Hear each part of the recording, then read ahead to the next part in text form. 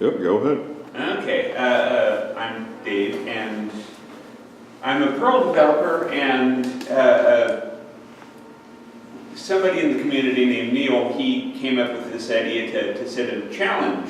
Say, here's a Perl module.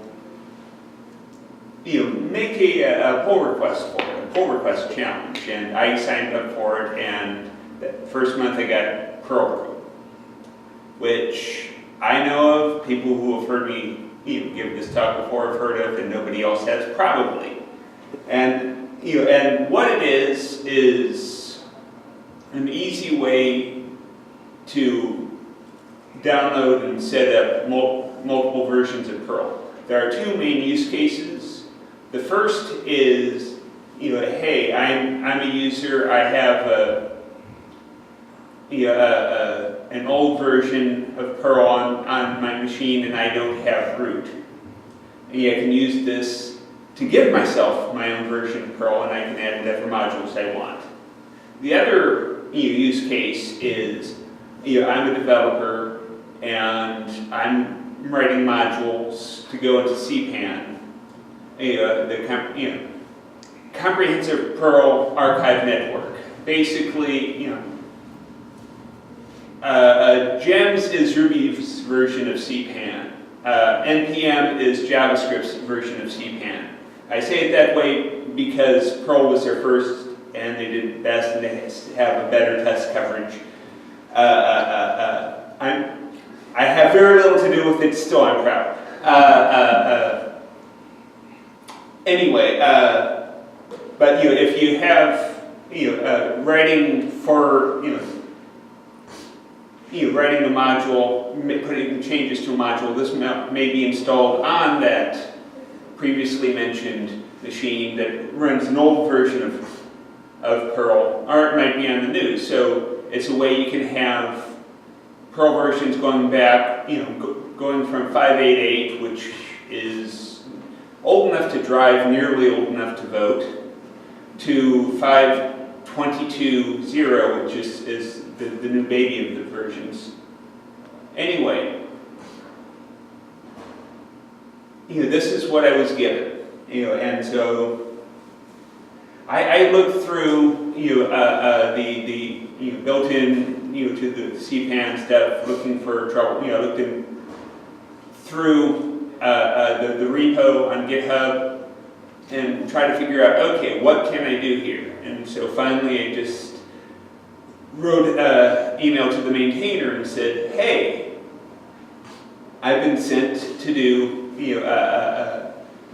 to make a contribution to perlbrew. What do you need? And he got back to me and said, yeah, we're having an issue. If you create a version of Perl that's threaded and say, update this version of Perl, the new version of Perl will not be threaded. The thread flags and other build flags do not get passed through. This is a problem. Can you fix it? And I said, I'll give it a shot. And getting clear, actionable tasks. Most people who have ever paid me have not been that clear over what they want me to do. What is it expected of me? So, maybe if you're looking at a project, that it didn't volunteer to be part of a process like the pull request challenge, it might be a little bit harder, to get their attention. There are projects out there where the person no longer cares about it, and then you're just going to fork it and start on your own. But that is a very productive first step, at least in my experience. Like I said, it was I need a threaded version flagged. This is a module that's been in part of Perl forever. I had never needed to use it, but this tells you a lot about version of Perl, the binary created in that. And I usually got pulled configuration information and passed it on to the build process so that when you say update, it gave all the right flags. But what struck me when I was doing this, that knowing a lot of this information could conceivably be very cool, very neat. Specifically, the other hat I wear is a JavaScript hat. And used to be, when writing JavaScript, the deal was you would switch on browsers. You say, because I'm using this set of things, if it's i.e. do something else entirely, say, sorry, I can't do that. But the new thing, I believe the term is polyfill, to say, test specifically, can this browser handle location? Can it handle something else? And then load a library that handles that new feature for the old browser.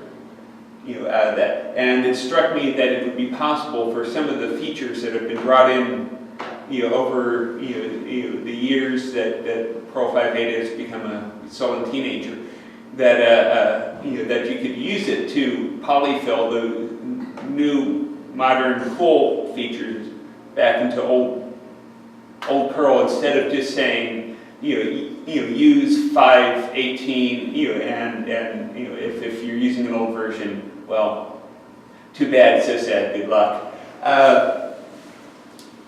This is the other thing, and it took me, this is an artifact of the old way that Perl did object orientation.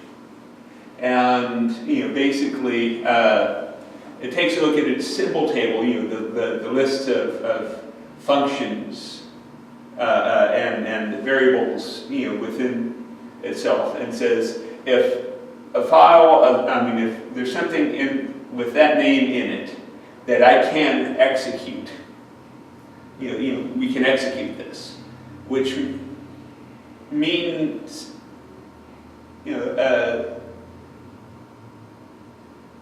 that you can put, stuff in, to the main, without a lot of overhead. This was used in like the command line interface, because I remember the git commands, rather than the perlbrew commands, I'll use, because more people can understand that, I'll use git. If you say git init rather than git init, I don't know what it actually does, but it could say, well, I don't know what you mean there, but it looks like you mean init. Try again. And you can tell that by saying, okay, init, it's in the symbol table, and find out there's an algorithm that says, yeah, this is off by 1. So it gets first in the list, and add and all the other things. Anyway,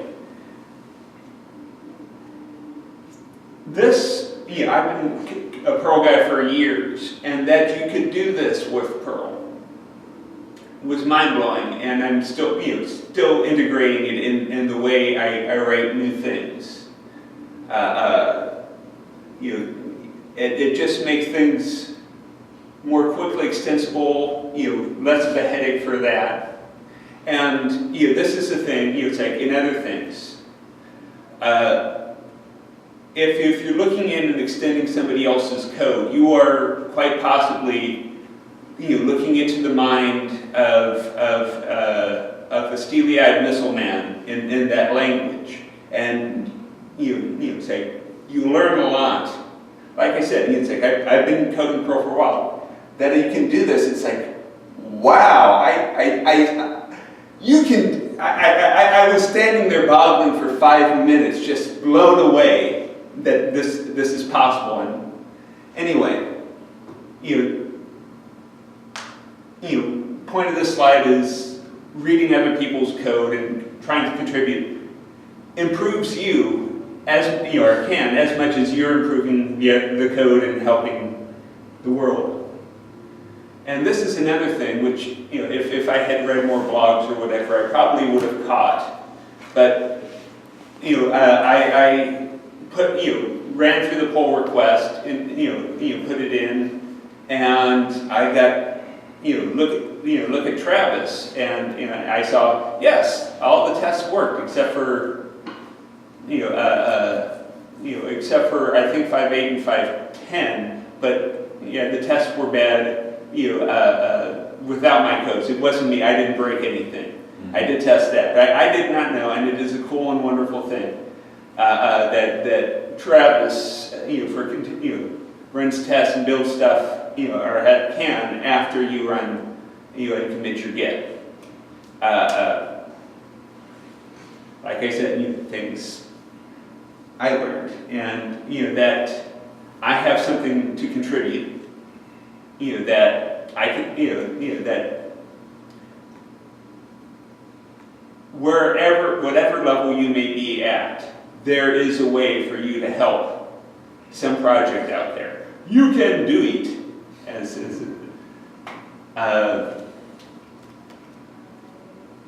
yes, there were. I've been told not to put lines of code into my actual presentations, but those were small. I think I can be forgiven, those 2 lines. Okay, any questions, any answers? So what was it that actually fixed the problem?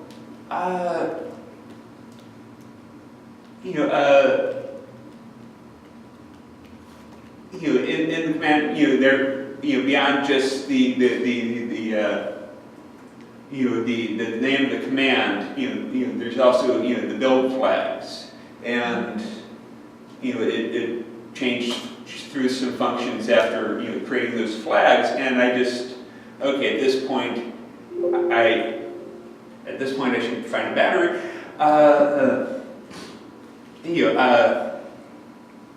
I said, well, this is where what the flag should be. This is where the flags go. Push it onto that array. It was harder reading and understanding the greater wholeness of the thing than it was actually doing the work once I got it. The guy who put it together is a steely-eyed missile man. It's some inspiring stuff in there. But and the thing is, because it's built to be used by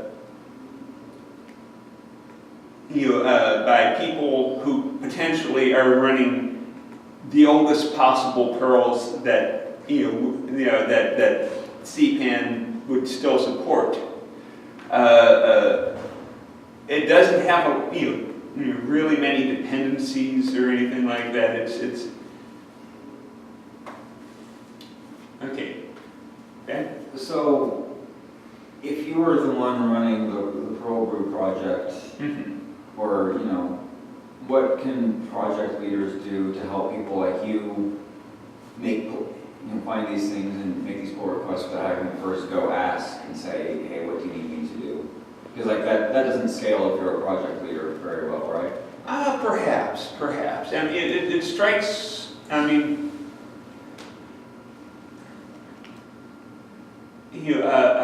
there is for each module.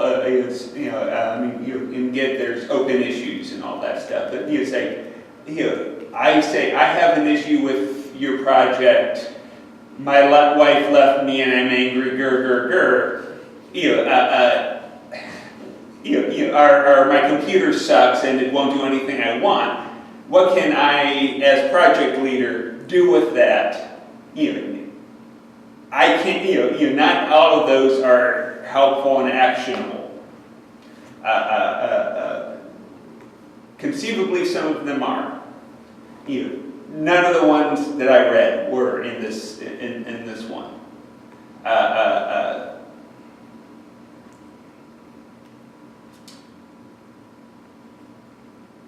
That is a good question. I do not have an answer for.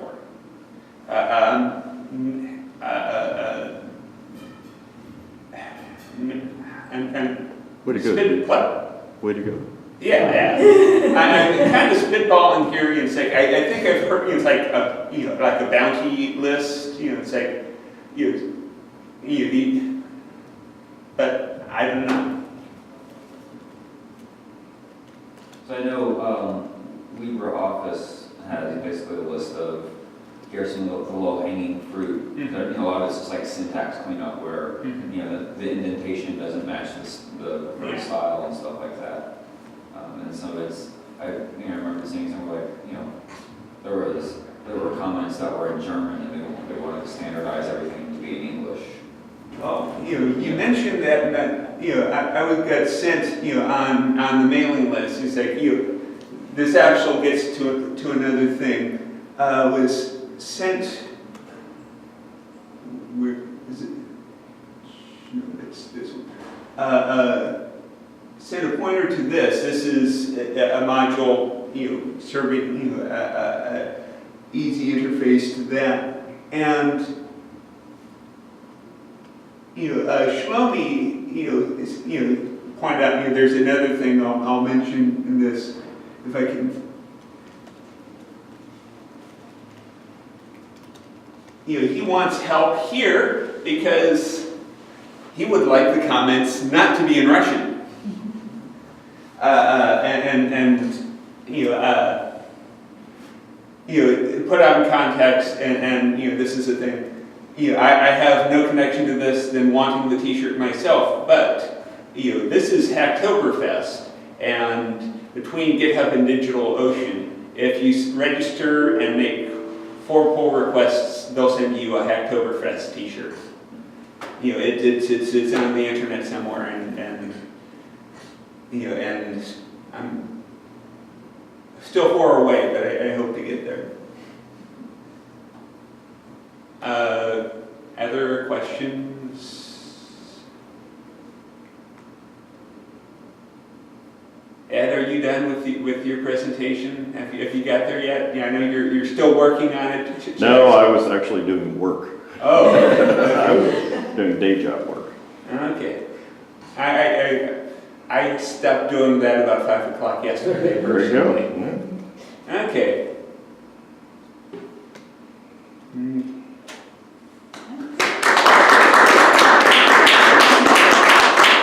And got done before the battery died too.